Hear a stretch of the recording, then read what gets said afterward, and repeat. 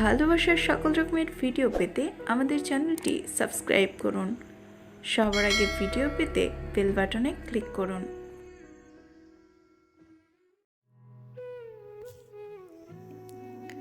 তুই আমার মরণ, তানিয়া খাতুন, পর্ব 22। অতিরিক্ত রোমান্টিকতা অ্যালার্ট। যারা অনেক বেশি রোমান্টিক গল্প পছন্দ করেন, গল্পটা শুধুমাত্র তাদের জন্য। জ্বরে পুড়ে যাচ্ছে নূরের শরীর। শ্বাসটা অস্বাভাবিক, কখনো ভারী, কখনো কাঁপা।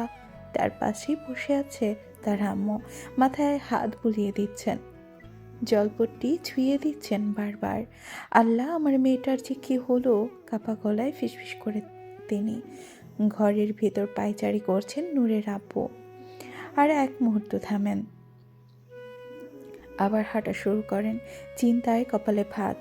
ঠিক তখনই দরজা খুলে যায়। আদিল ঢুকে, তার সঙ্গে ইমরান আর একজন লেডি ডাক্তার। আব্বু, ডাক্তার এসে গেছেন। আব্বু, একটু দেখেন তো আমার মেয়ের কি হয়েছে।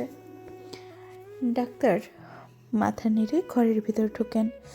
নূরের আম্মু উঠে দাঁড়িয়ে বলেন, কাল অজ্ঞান হয়ে নিচে পড়েছিল, ভোরের দিকে দরজা খুলে দেখি এইভাবে পড়ে আছে, গা জ্বরে পুড়ে যাচ্ছিল, কিছুই বলছে না। ডাক্তার, একটু দেখুন না প্লিজ। ডাক্তার আবার মাথা নেড়ে নূরের পাশে বসেন, চেক আপ শুরু করেন, কপালে হাত রাখেন। নূর তখন ধীরে ধীরে চোখ খুলে পিটপিট করে তাকায়। চারপাশ ঝাপসা। ঘরের ভেতর চোখ ঘোরাতেই তার চোখ আটকে যায় এক জায়গায়। ইমরান ঠিক তার সামনে দাঁড়িয়ে। নূরের শরীর হঠাৎ কেঁপে ওঠে, জ্বরের কাঁপুনিও নয়, ভয়। তার হাত ধীরে ধীরে উঠে যায়, কাপা আঙুল ইমরানের দিকে তোলে। আপনি? কথা আটকে যায়, ঠোঁট কাঁপে। রাতে?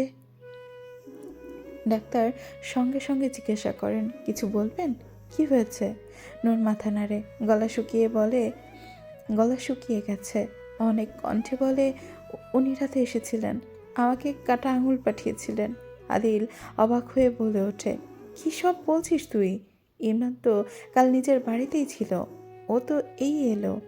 হ্যাঁ, আমরা ওকে খবর দিয়েছিলাম, তারপরে এসেছে, আম্মু বলে।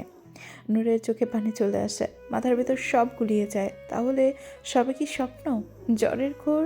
সে ধীরে চোখ নামিয়ে নেয়, নিজেকে বোঝাতে চায় হ্যাঁ স্বপ্নই হবে, নইলে স্যার কেন করবেন? কেন কেন এমন করবেন? ডাক্তার শান্ত কণ্ঠে বলেন, উনি জ্বরে ভ্রম দেখেছেন, জ্বর কমলেই সব ঠিক হয়ে যাবে আশা করি। আমি কিছু ওষুধ লিখে দিচ্ছি, সময় মতো খাওয়াবেন। ঘরের সবাই যেন একসঙ্গে হাঁপ ছেড়ে বাঁচে। নূর এখনও তাকিয়ে আছে ইমরানের দিকে। ডাক্তার চলে যেতেই ঘরের ভেতর আবার এক ধরনের নীরবতা নেমে আসে। নূর চুপচাপ শুয়ে আছে, চোখ আধ খোলা, কথা বলার শক্তি নেই, কিন্তু সব শুনেছে। ইমরান ধীরে ধীরে সামনে এগিয়ে আসে, তার কণ্ঠ স্বাভাবিক, ভদ্র, ঠিক যেমনটা সবাই চেনে। আব্বু, আম্মু। একটু থেমে বলে, আমি একটা কথা বলতে চাই। নূরের আব্বু তাকান, বলেন, বলো বাবা, কি বলতে চাও? ইমরান কণ্ঠে দায়িত্বশীলতার ছাপ। এখন তো বাড়ির সবাই বিয়ের কাজে ব্যস্ত থাকবেন, নূরকে দেখাশোনা করার কষ্টকর হবে, ওকে আমি আমার সাথে নিয়ে যেতে চাই। ঘরের ভেতরে কেউ কিচ্ছু বলে না। ইমরান আবার বলে, আমি ওকে ঠিকমতো দেখাশোনা করব। আর বিয়ের পর তো ওর পরীক্ষা আছে, ওর পড়াশোনার দিকটাও আমি দেখব। কথাগুলো শুনতে যতটা সুন্দর, নূরের বুকের ভেতরটা ঠিক ততটাই কেঁপে ওঠে। নূরের আপু একটু ইতস্তত অস্বস্তিতে বলেন, কিন্তু বিয়ে? আম্মু সঙ্গে সঙ্গে বলে ওঠেন, না না বাবা একদম ঠিক বলেছে। ইমরানের দিকে তাকিয়ে বলেন, আমিও তো কাজের জন্য ঠিকভাবে ওকে দেখাশোনা করতে পারছি না, বিয়ে না হয় ওখান থেকেই হোক। নূরের ঠোঁট কাঁপে, কিন্তু সে কিচ্ছু বলে না। নূরের আব্বু কিছুক্ষণ চুপ করে থাকেন, তারপর ধীরে মাথা নাড়েন, তাহলে তাই হোক। একটু থেমে বলেন, নূরের ভালো থাকাটাই তো আসল। ইমরানের মুখে তখন হালকা একটা হাসি ফুটে ওঠে, খুব শান্ত। ধন্যবাদ আব্বু, তার কণ্ঠে কৃতজ্ঞতা। নওশাদ মহল, রাত 10টা বাজে।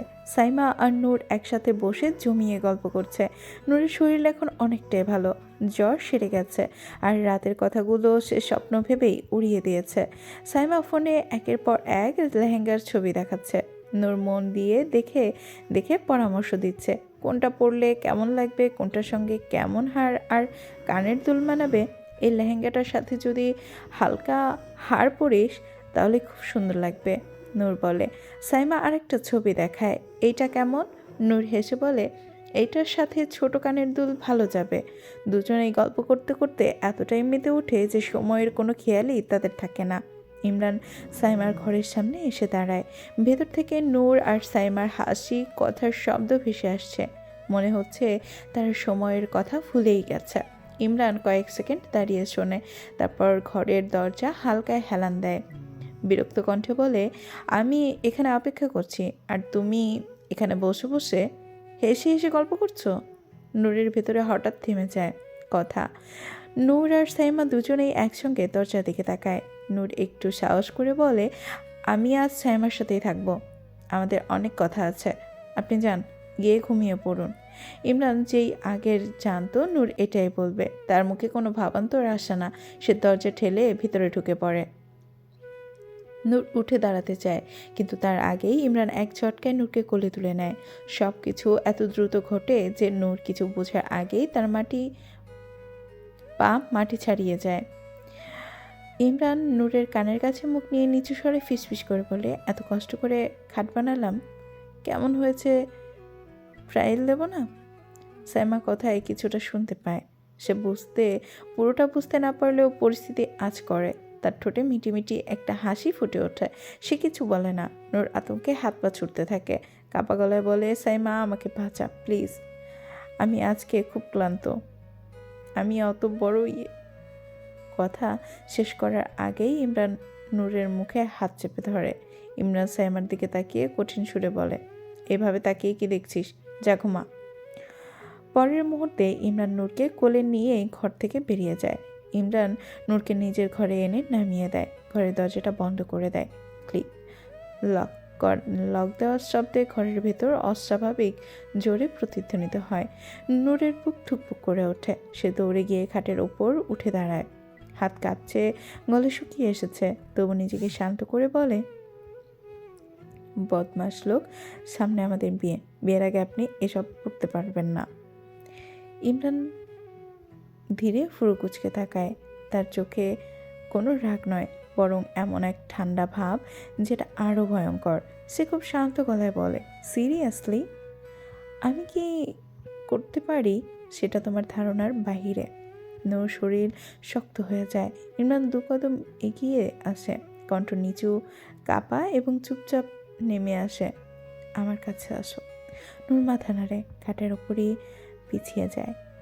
ইমরানের চোখ শুরু হয়, নইলে সে ধীরে ধীরে বলে, যদি আমাকে নিজ হাতে ধরতে হয়, তারপর খুব ঠান্ডা স্বরে শেষ করে, আজকে রাতটা তোমার জন্য খুব কষ্টকর হবে। আমাকে কি পাগলা কুকুরে কামড়াইছে যে নিজে থেকে গরিলার কবলে পড়ব? কথাটা শুনে ইমরান এক মুহূর্ত থেমে যায়। তার ঠোঁটের কোণে ধীরে ধীরে একটা বাঁকা হাসি ফুটে ওঠে।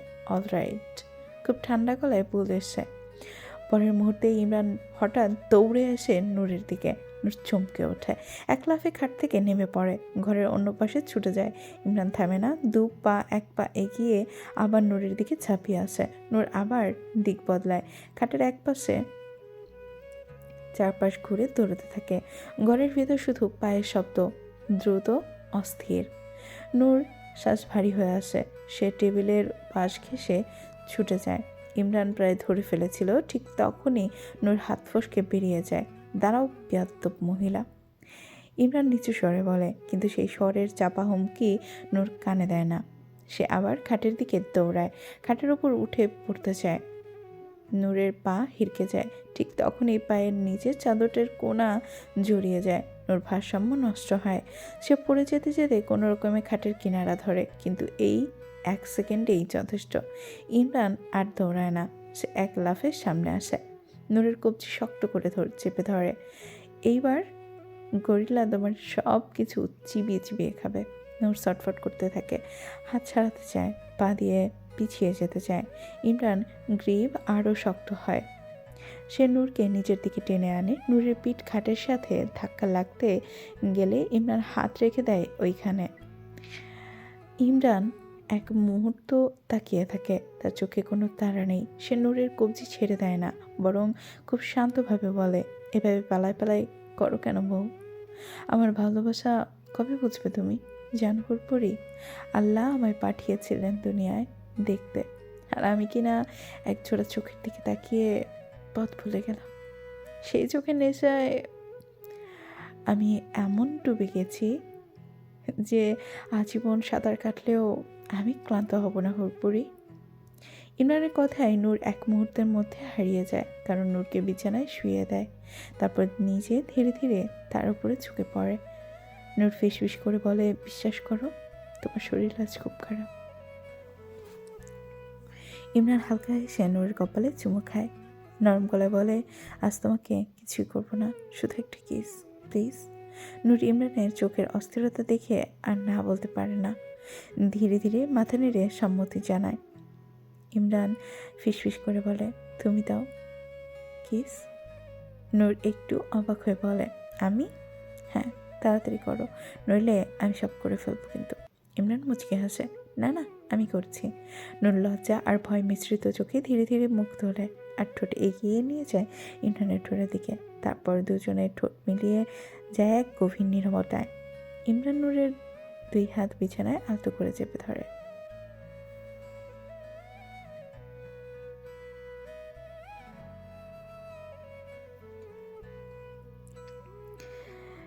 নূর বিছানার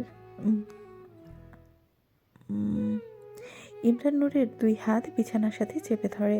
নূরের ঠোঁট নিজের ঠোঁটে শক্ত করে চেপে রাখে। নূরের শরীরের ভেতর দিয়ে যেন বিদ্যুৎ বয়ে যায়। সে অজান্তেই ইমরানের ডাকে সাড়া দেয়।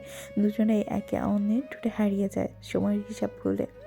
ইমরানের নিঃশ্বাস ভারী হয়ে আসে, তার বুকের ভেতর জমে থাকা সব আবেগ যেন একসাথে বাইরে আসতে চায়। এক মুহূর্তের জন্য সে প্রায় নিয়ন্ত্রণ হারিয়ে ফেলে, কিন্তু তখনই সে অনুভব করে নূরের শরীরটা কেমন যেন দুর্বল, নিঃশ্বাস কেমন অনিয়মিত। নূরের ঠোঁট কাঁপছে, শরীরটা ধীরে ধীরে শক্তি হারাচ্ছে। ইমরান সঙ্গে সঙ্গে নিজেকে থামিয়ে দেয়। সে হঠাৎ করে সরে আসে নূরকে ছেড়ে। নূর জোরে জোরে শ্বাস নিতে থাকে। ইমরান চোখ চলে যায় নূরের কাঁপতে থাকা বুকের দিকে। ইমরান চোখ বন্ধ করে নিজেকে সামলে নেয়। নূরের গলায় মুখ গুজে শুয়ে পড়ে, দুহাতে নূরের কোমর জড়িয়ে ধরে ফিসফিস করে বলে, ঘুমাও। নূর স্বস্তির নিঃশ্বাস ফেলে চোখ বন্ধ করে। এখন ইমরানের পাশে না থাকলে তার ঘুমিয়ে আসে না। এই অভ্যাসটা তার অজান্তেই হয়ে গেছে। চলবে। আগামী পর্ব পেতে আমাদের সঙ্গেই থাকুন।